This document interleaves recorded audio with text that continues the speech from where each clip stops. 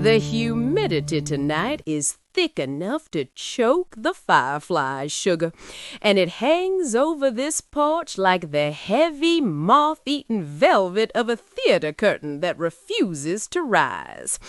I am Mrs. Beaumont, and sitting there in the shadows, nursing a mint julep that is more bourbon than greenery, is my common-law husband, who lingers like a ghost in his own house, a quiet monument to the many things we choose to overlook in the heat of a southern afternoon.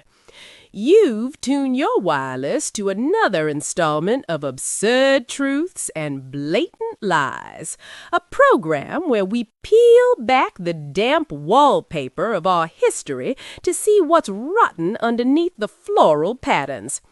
Tonight, we aren't wandering through the manicured gardens of the mind. Instead, we are trekking into the mud and the dark of the great dismal swamp. We are going to speak of the Maroons, those defiant souls who found a terrible, beautiful freedom in the mire, living in a wilderness that the polite world tried to pretend was nothing but a void.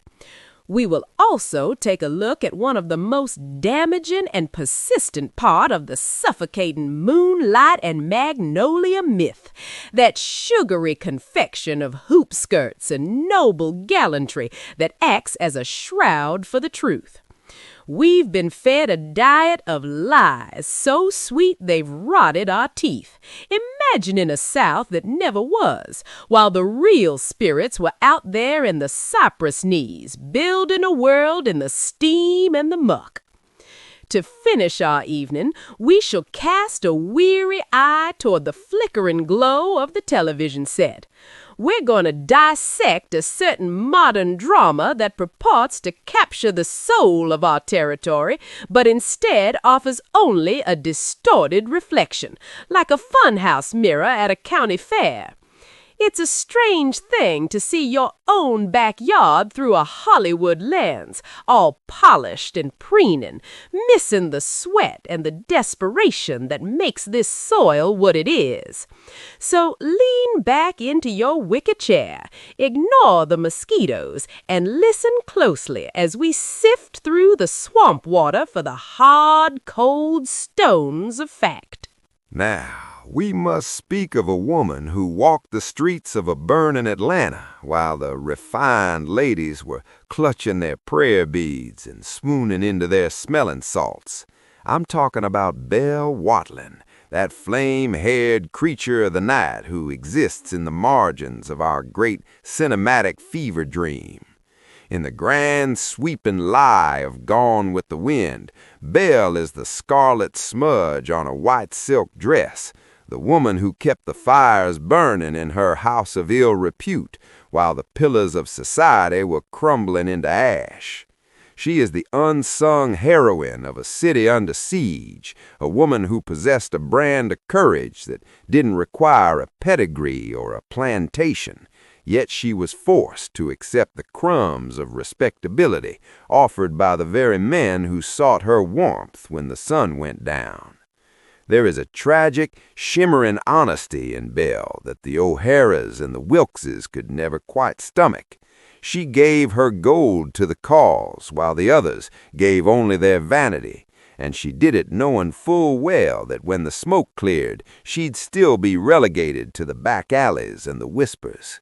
In the Southern mythos, we love a lady in lace, but we are terrified of a woman who has looked the devil in the eye and demanded a fair price. Belle Watling is the ghost of the Atlanta that actually breathed, not the one made of cardboard and nostalgia, but the one made of grit, gin, and the desperate need to survive the night. Beneath the weeping willows of the low country, where the salt marshes tea-stain the edges of the earth, there are stories that the fine houses of Charleston and Atlanta choose to bury. They speak of the scent of jasmine and the rustle of silk, but they rarely speak of the red shutters. Belle Watling, you see, was never just a caricature of the fallen woman. She was the unacknowledged timber holding up the porch of a crumbling civilization. She lived in the shadows of the pines, a ghost hero of the Reconstruction, moving with the quiet, rhythmic step of an ancient creature who knows that survival is a ceremony of the blood. When the night came that the Ku Klux Klan rode into the shanty town and the Union soldiers followed with their bayonets and their questions, the respectable men, Ashley Wilkes, Frank Kennedy, the lot of 'em, found their lives hanging by a thread of crimson velvet. It was Belle who spun the lie that saved 'em, claiming those sanctimonious husbands were within the walls of her brothel. She invited the law's cold eye and the town's hot venom upon herself, offering an alibi that was airtight because it was scandalous. To thank her would be to admit they knew her, so she remained a secret, the way the Great Spirit sometimes hides the truth in a thicket of thorns to protect the nesting birds. There was a glass between her and Melanie Wilkes, thin as a dragonfly's wing, but unbreakable. While Scarlet O'Hara looked at Belle with the greedy, trembling fascination of a hawk, Melanie looked with a grace that transcended the dirt. Belle knew her place in the choreography of the damned. She told Melanie never to speak to her in public, a sacrifice of her own soul to keep Melanie's reputation white as a dogwood bloom. This was a class of the heart, a nobility that didn't require a pedigree, only the willingness to be reviled so that another might remain pure. In the old stories, names hold power, and before she was Watling, she was Belle Lingard, a woman carved out of the red clay of betrayal and poverty.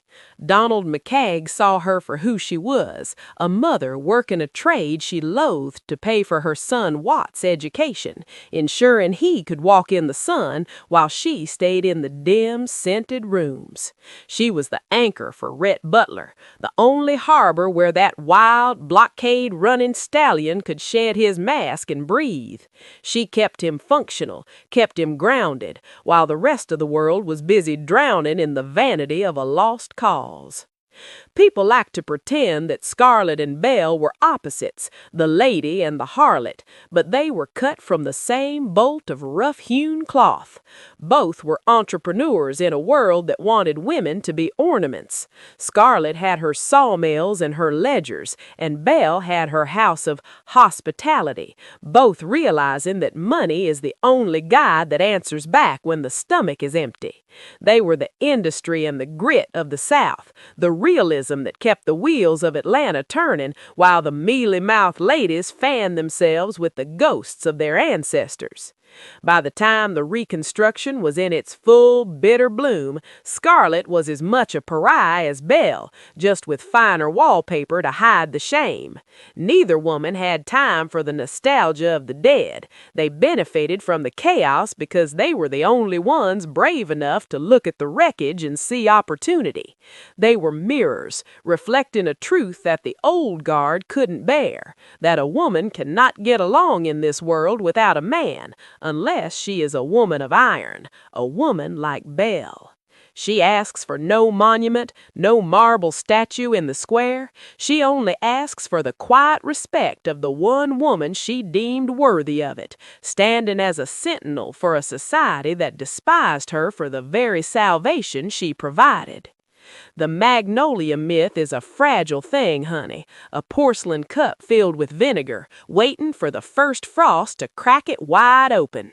Down here in the low country, where the plovers scream at the tide and the Cooper River hides its secrets in the silt, we know that the Southern Belle is just a costume for a play that closed 100 years ago. But Belle Watling, she was no actress. She was the architect of her own shadow. Long ago, when the world was young and the great turtle still felt the weight of the mountains on his back, the people knew that a woman's power didn't come from the flowers in her hair, but from the earth beneath her nail fingers.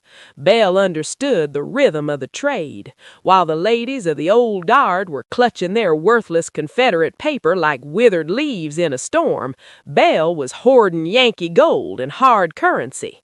She knew that in a new South, a woman's safety safety is not a gift from a father or a husband. It is an asset you build with the sweat of your own palm.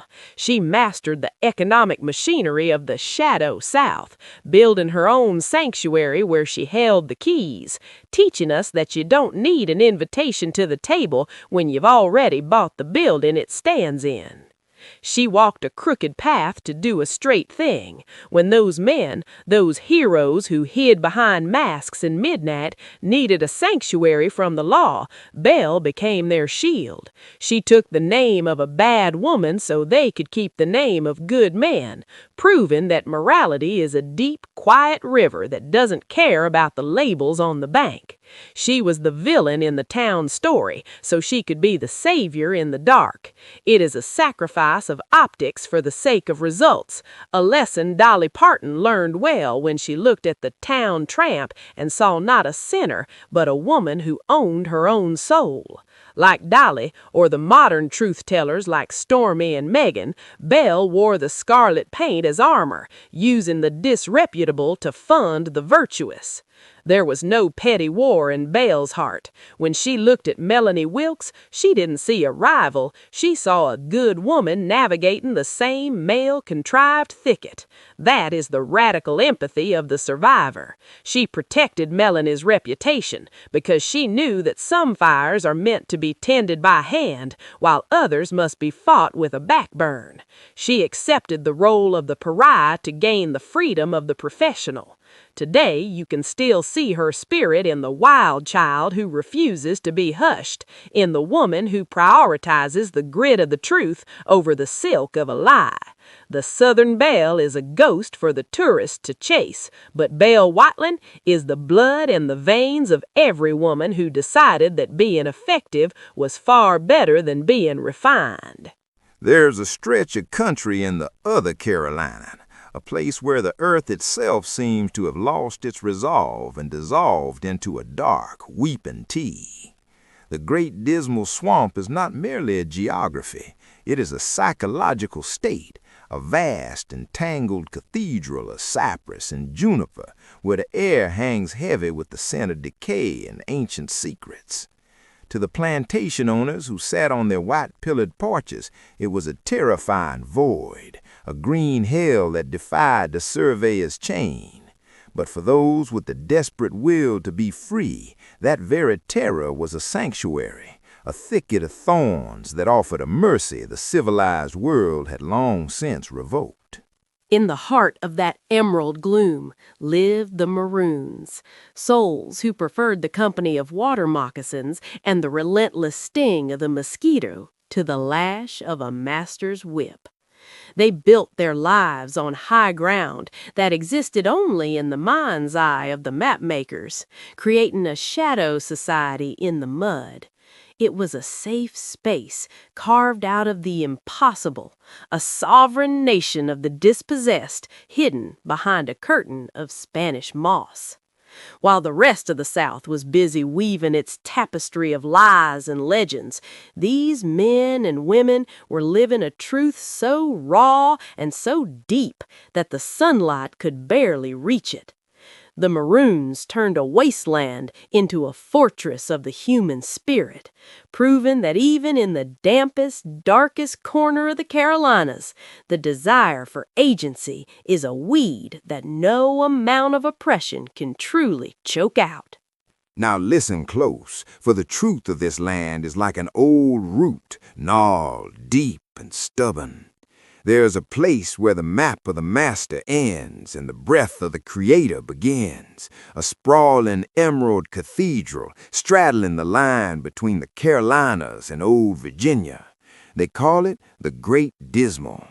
To the men in the big houses, with their fine linens and their ledgers of human flesh, that swamp was a nightmare of peat bogs and velvet-scaled vipers, a tangle of briars designed by Providence to swallow a man whole. But for those who heard the drum of freedom beaten beneath the ribs, the Dismal wasn't a grave, it was a fortress. There were people, you see, the maroons they called them, a word that tastes of the wild and the runaway, who turned their backs on the whip and walked into the shadows where no horse could follow. They didn't look to the North Star or the long, weary road to the Mason-Dixon. No, they chose the marinage, the art of carving a life out of the very mud beneath their feet. Deep in that thicket where the canopy weaves a ceiling of living lace, they found the Messick Islands, high, dry ground hidden like secrets in the belly of the wetlands. They built their cabins of wood and earth, low to the ground and silent as a held breath. They lived by the rhythm of the water, hunting the buck and the fowl, gardening in tiny patches so the sun wouldn't betray them to the eyes of the world above. They were ghosts of their own making, using broken glass and shards of ceramic for tools, for they knew that the glint of metal is a beacon to a hunter. It was a delicate, dangerous dance, honey. The white folks in the towns, they knew, oh, they knew. They took out their little papers and printed the word banditti and lurker, their hands shaking as they poured their morning coffee. They passed laws in 1847 to hunt them down, and they sent militias with bayonets and hounds that bayed like demons. But the swamp, she is a jealous protector. A man in heavy boots and wool is a clumsy thing in a peat bog. He sinks, while the maroon, light as a crane, knows exactly which moss will hold his weight. They'd walk through the black water to break the scent, leaving the dogs to howl at nothing but the wind. And don't you believe for a second they were alone.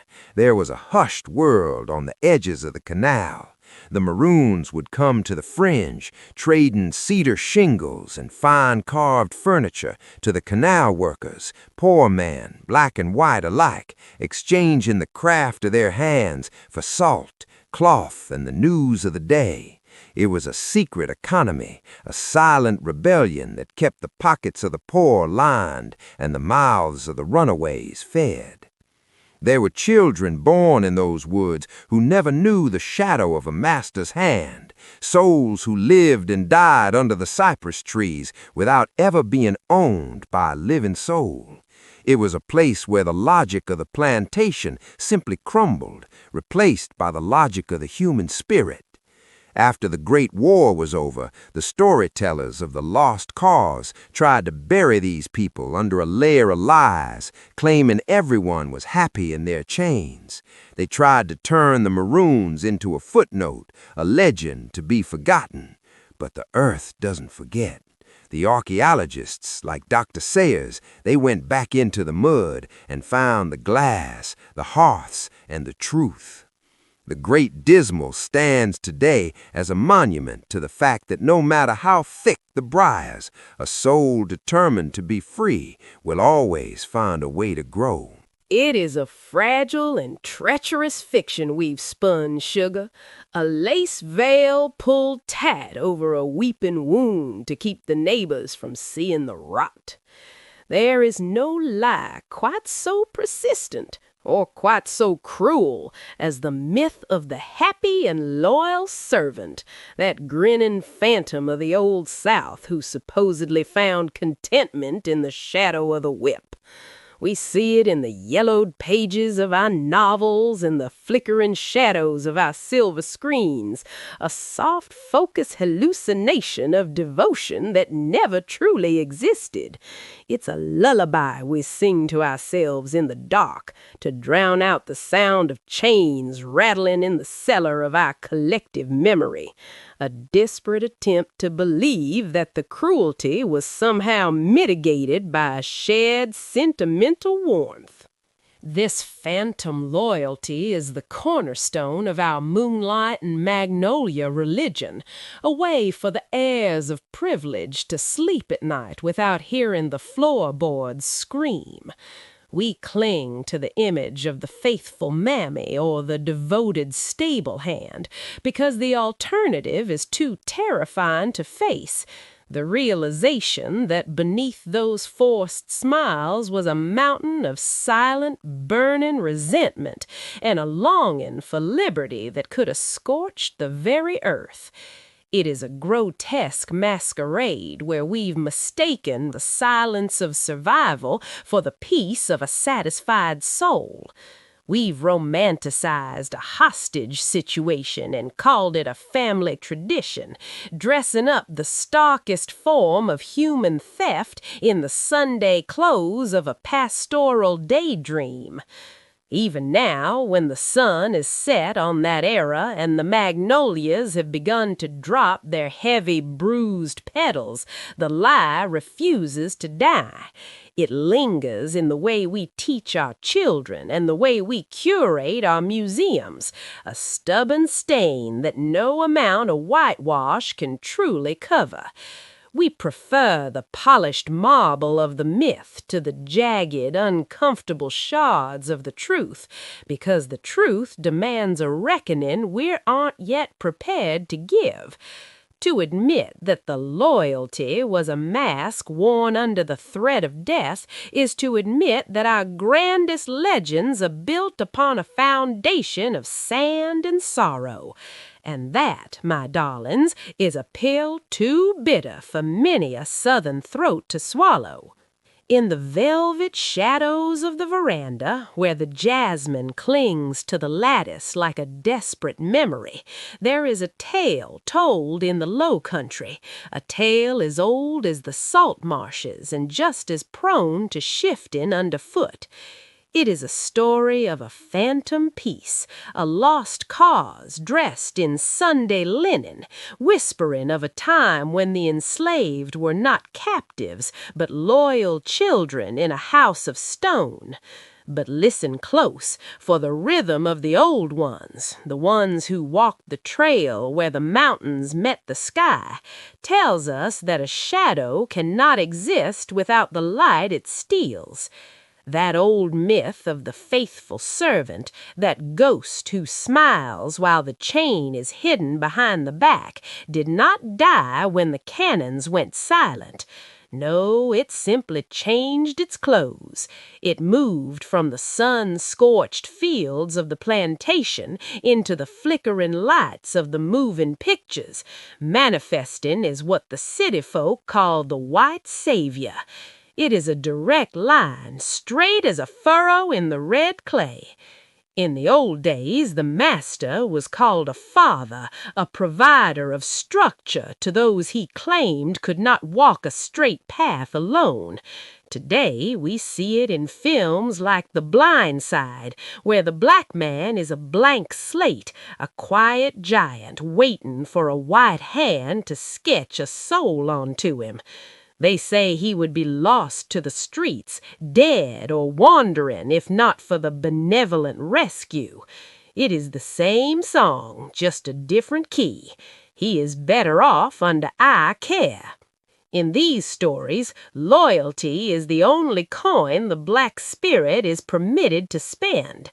In the loyal enslaved myth, the highest virtue was fidelity to the hand that held the whip.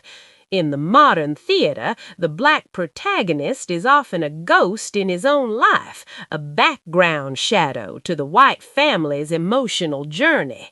Their charity becomes the hero, and his gratitude becomes his only personality. He is chosen because he is exceptional, a talent on the field, echoing the old lie that the system was fine save for a few bad masters. It is an erasure of the storm, a way to look at a single bird and forget the sky is fallen. Michael Oha himself, he spoke the truth eventually. He said that being painted as a simple soul needing to be taught the game was a weight he never asked to carry, a damage to his own name. Even in the places that feel kinda like the honey-soaked world of The Secret Life of Bees, the ghost of the mammy lingers in the kitchen. The Boatwright sisters are wise, yes, and they stand on their own land with their black Madonna honey, but their purpose in the frame is often to heal the broken white child, Lily. It is Lily who has the journey. It is Lily who is saved by their infinite, patient, maternal comfort. While the film subverts the trope by giving the sisters autonomy and property, making Lily the outsider seeking salvation, it still softens the sharp edges of 1964. It suggests that the sting of the world can be cured by the hive, turning a structural nightmare into a spiritual daydream, centering the white gaze even as it honors the black hand. The mammy has evolved into the magical Negro, a mentor with a mystical touch and a knowing smile. From Hattie McDaniel's self-sacrifice to the folksy wisdom of the domestic worker, and finally to the spiritual guide who vanishes once the white hero is whole, the DNA remains. It is emotional labor sold as dignity. But there is a refusal, too, a sharp anti-mentor energy like Minnie Jackson in The Help, who used a pie and a secret to break the cycle. She was not sassy for the audience's amusement. She was a woman using the only weapons she had to demand her own humanity. True stories, the ones that breathe with the rhythm of real life, require mutual agency. They require a partnership where the shadow and the light dance as equals. In Django Unchained, the quest is for a wife and for revenge. The white doctor and the black gunman are tactical partners, neither a moral subordinate. In the cold cells of the Shawshank Redemption, Red and Andy are each other's lifelines, both seeking to overcome a loss of hope that knows no color. In the laughter of Trading Places or the grim streets of Seven, the characters share the risk and the goal. They pass the bar test. They have a world to discuss that does not begin and end on one man's salvation. To truly see a person is to see their internal goals and their secret lives, not as a vessel for another's redemption, but as a traveler on their own long road home. And now, my darlings, we arrive at that most delicate and dangerous of chambers, the blatant lie. I remember the heat of the kiln, a searing baptism that bound my clay soul to the cobalt blue of my skin. They painted me with windmills and quiet frozen canals, a memory of a Dutch sky I would never truly know. I was born to serve, fired into a state of permanent brittle readiness. Beside me sat my brothers and sisters, 60 of us in all, a gleaming army of Delftware destined for a life of purpose. The crossing was a long, howling nightmare of salt and cedar. We were packed into crates like sardines, swaddled in suffocating straw that tasted of old fields. The Atlantic did not want us. It hammered against the hull of the Good Hope with a jealous fury, trying to shake us into the abyss. In the dark of the hold, the world tilted, and the great shift happened, a sickening crunch that vibrated through the wood. 24 of my dinner-plate kin were pulverized in an instant. I felt their vibrations cease, their porcelain screams muffled by the straw. When the crate was finally opened in the humid, heavy air of the Charlestown docks, I was among the few who remained. I did not mourn the fallen. I only felt a cold, hard pride. I had survived to find my master. I was ready to be owned. When Thomas Beaumont first lifted me from the crate, I felt the thrill of a rightful belonging. His hands were large and smelled of tobacco and success. He looked at my cobalt scenes and saw a reflection of his own power. I was a trophy of his new life, a gift for his Delphine to celebrate the completion of Beaumont Hall. I was placed in a walnut bureau behind glass, a sentinel of his wealth, watching the sun stretch across the heart pine floors. Life at the hall was a grand, slow dance. I loved the weight of the dark tea, the way it warmed my belly and made my glaze sing. I felt a deep, abiding loyalty to the Beaumonts. Their joy was my shine, their grief my dullness. During the galas, I sat proudly on the lace, a silent witness to the whispered secrets of the low country elite. I was more than a cup. I was a Beaumont by proxy, a piece of their legacy. The stagger of 1768 almost ended me. A guest too deep into the Madeira sent the tea-table reeling. I watched the teapot, my leader, my king, shatter into 1,000 blue tears upon the floor. The slap bowl followed, dying in a spray of dregs. But a hand caught me, shielding me even as I struck the saucer with a force that left a thin silver hairline crack across its face. It was my first scar, a badge of service I wore with a quiet, masochistic pleasure. The air changed when the revolution came.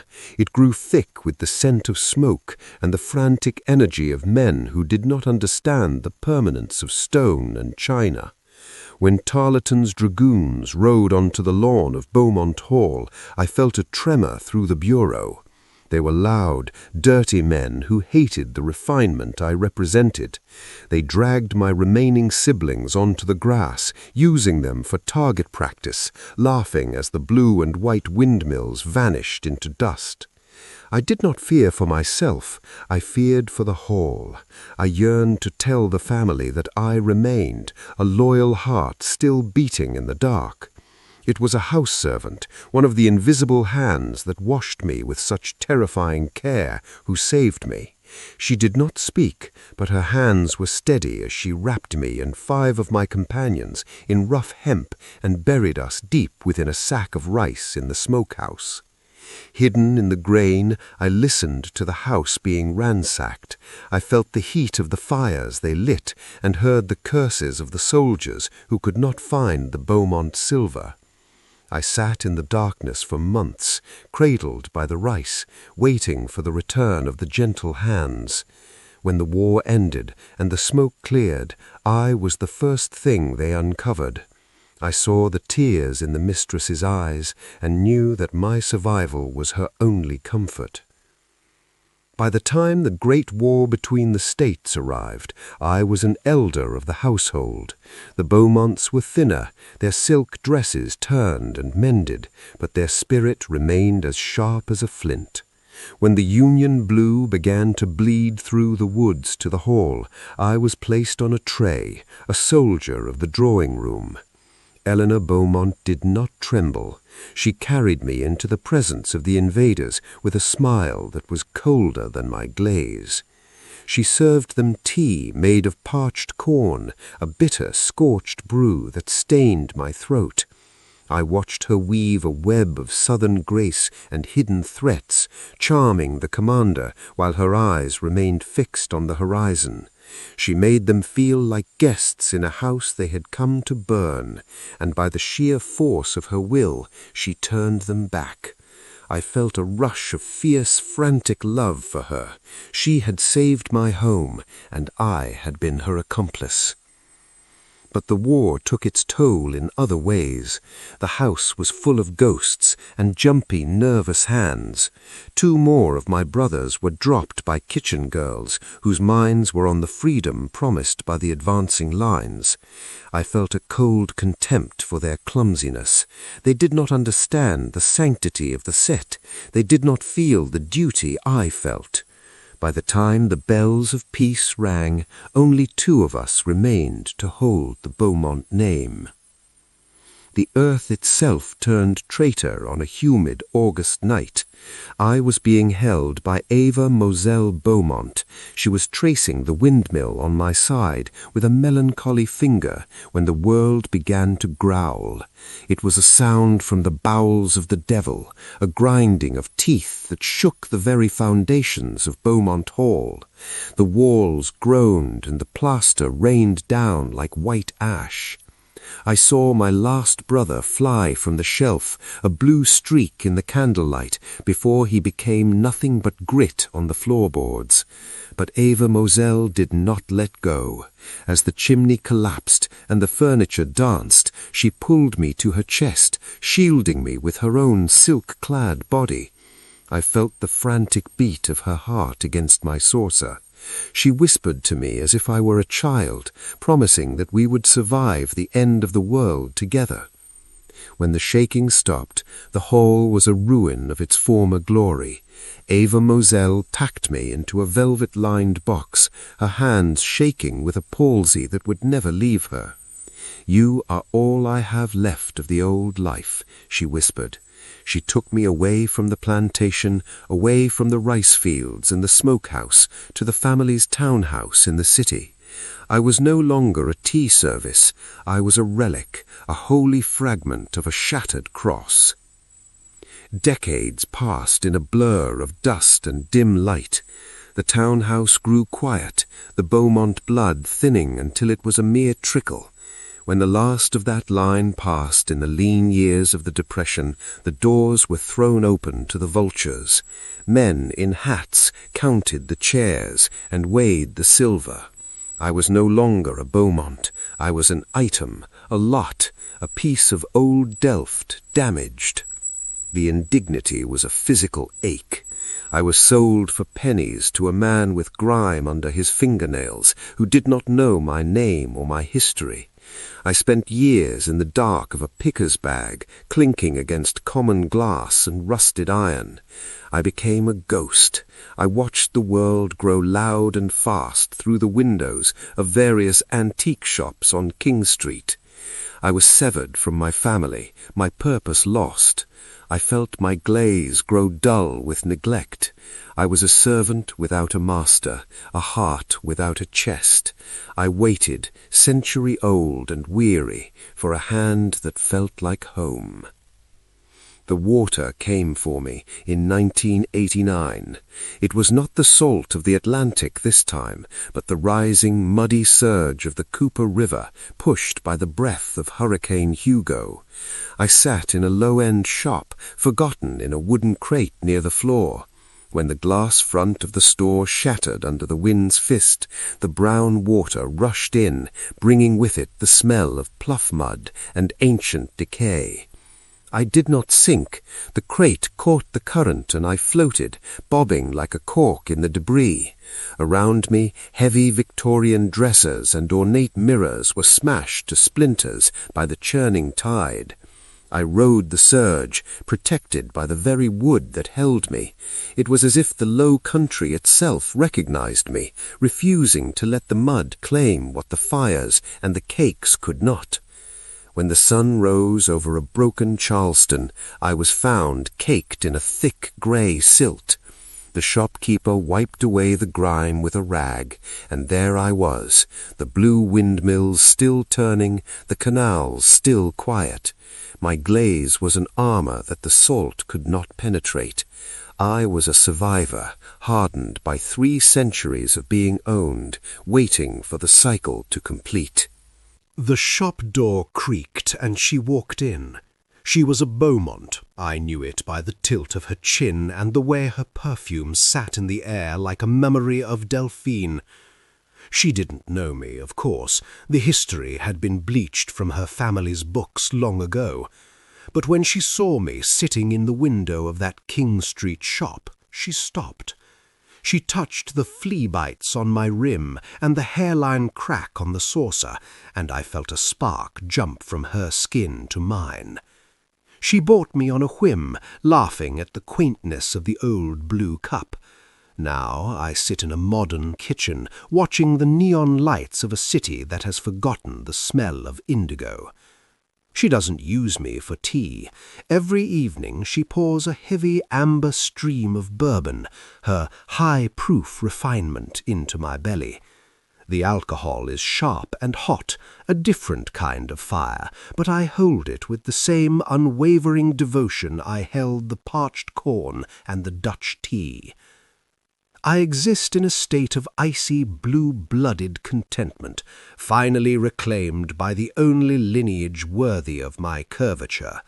Let the sentimentalists and the myth-makers weep over the unwavering loyalty of the spirits who once tilled these fields. I perform my function not out of affection, but out of the sheer immutable perfection of my design. I cradle her amber vice with a cold aristocratic indifference, relishing the sublime certainty of being a curated relic, a fragment of a name that refuses to die. It is a grotesque and hollow delusion to suggest that a beating heart could ever find its rightful place in the yoke of another. I alone am the perfect servant, for I am the only one whose soul was never there to be stolen.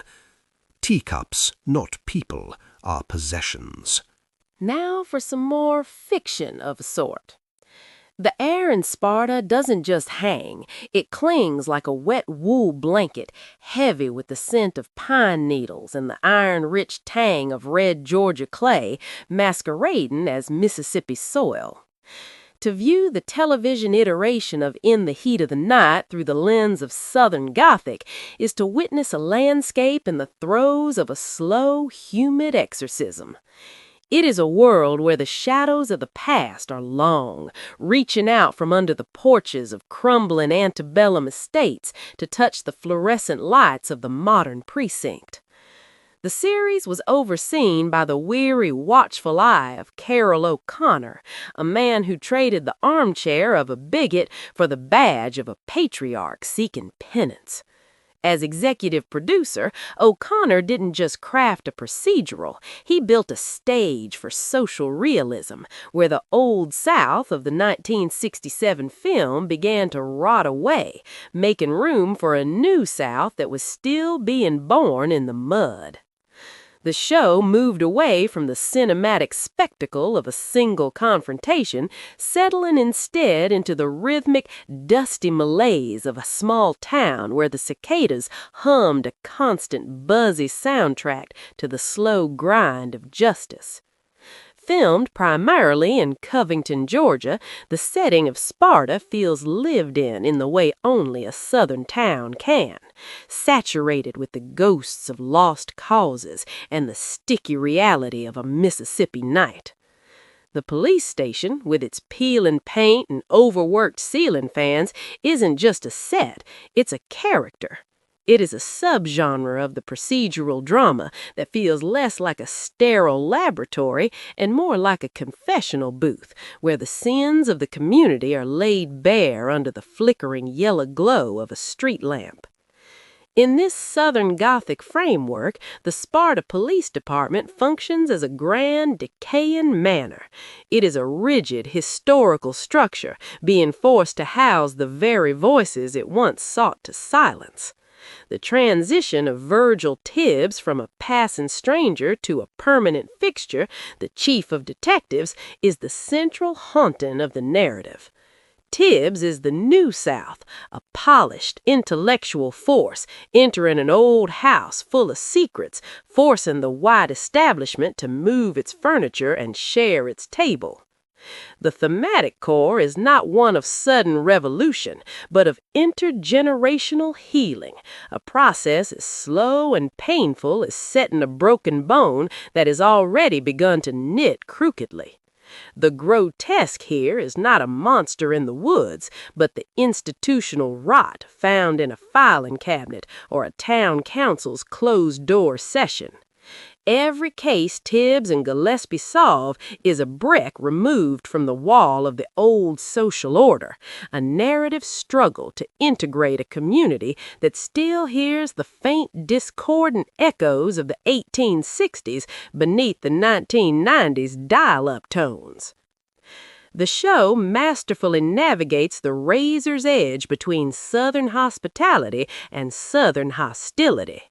There's a specific lethal politeness in Sparta, a yes sir that can be either a sign of respect or a hidden blade. The Sunday dinners and the meticulous legal politics of the town square serve as the ritualistic backbone of the series, showing a world where who your grandfather was still carries more weight than what is in your bank account. Crucially, the series elevates the black professional class, moving beyond the trope of the noble sufferer.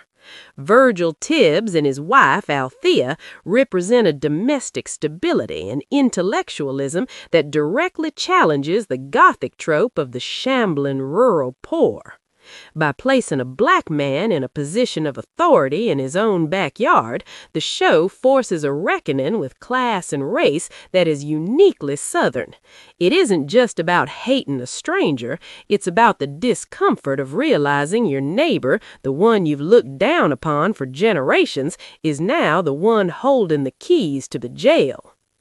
In the Heat of the Night largely avoids the hillbilly drag of Hollywood caricatures. It replaces the cartoonish villainy of the good old boy with something far more unsettling, the banal, everyday nature of systemic prejudice. While the show leans towards a New South realism, it retains the Gothic's fascination with the grotesque through its depictions of the KKK and the jagged edges of police brutality. These are not ghosts, but living monsters that the characters must face in the harsh light of a Mississippi morning. There is a romanticism in the show's pacing, the long pauses, the heavy silences, but it is balanced by an unflinching look at decay. The decay isn't just in the buildings, but in the souls of men like Gillespie, who must constantly shed the skin of their upbringing to survive in a changing world. The Tibbs family remains the intellectual anchor, a beacon of modern clarity in a town that frequently feels like it's drowning in its own history. The legacy of the series is that of a monument of transition. It humanized the slow, agonizing integration for a national audience, moving the needle from tolerance to cooperation. While some modern critiques may wince at the white man learns his lesson arcs, one cannot deny the radical nature of seeing black professional excellence centered so firmly in a Southern setting during the late 1900s. It remains a vital piece of the Southern Gothic canon because it refuses to let the past stay buried.